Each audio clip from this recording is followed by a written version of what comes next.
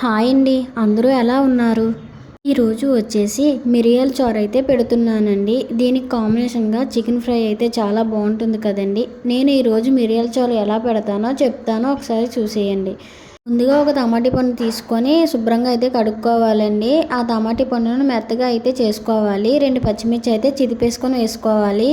సరిపడా చింతపండు అయితే వేసుకోవాలండి. కొద్దిగా వాటర్ వేసుకొని మెత్తగా అయితే చేసేసుకోవాలి ఆ వాటర్లో. సరిపడా పసుపు, కారం అయితే వేసుకోవాలండి. ఆ తర్వాత ధనియాల పొడి అయితే వేసుకోవాలి. మిరియాలను ముందుగా అయితే దంచేసుకున్నానండి. అవైతే మొత్తాన్ని కలిపేసానండి ఆ వాటర్లో. ఈరోజు నేను చారు వచ్చేసి బొగ్గుల పొయ్యి మీద అయితే పెడుతున్నానండి. ముందే వీడియో అయితే చేశాను కదండి, సేమ్ అలాగే చారు కూడా నేను బొగ్గుల పొయ్యి మీద అయితే పెట్టుకుంటున్నానండి. బొగ్గుల పొయ్యి మీద ఉన్న చారు పెట్టుకుంటే చాలా బాగుంటుందండి. 2 రోజులైనా సరే పాడవదండి. నాకు తెలిసి చాలా టేస్ట్ కూడా వస్తుంది.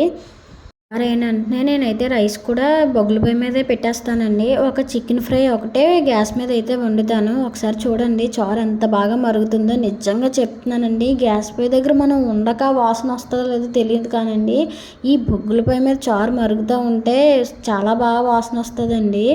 మీకు కూడా ఇలాంటి పొయ్యి ఉన్నప్పుడు ఇలా వంట చేసుకొని చూడండి, చాలా బాగుంటుంది. కూరలు ఎక్కువ వంట అయితే చేసుకోవడానికి అవదండి. టైం అయితే చాలా పడేస్తుంది. ఒక 4కి 5గురికి అంటే చాలండి, కూరలు అయితే వండేసుకోవచ్చు.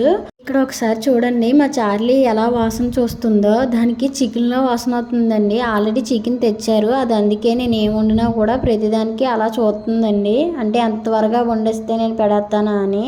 చారు అయితే తాలింపు పెట్టేశానండి. చాలా బాగా అయితే వచ్చిందండి.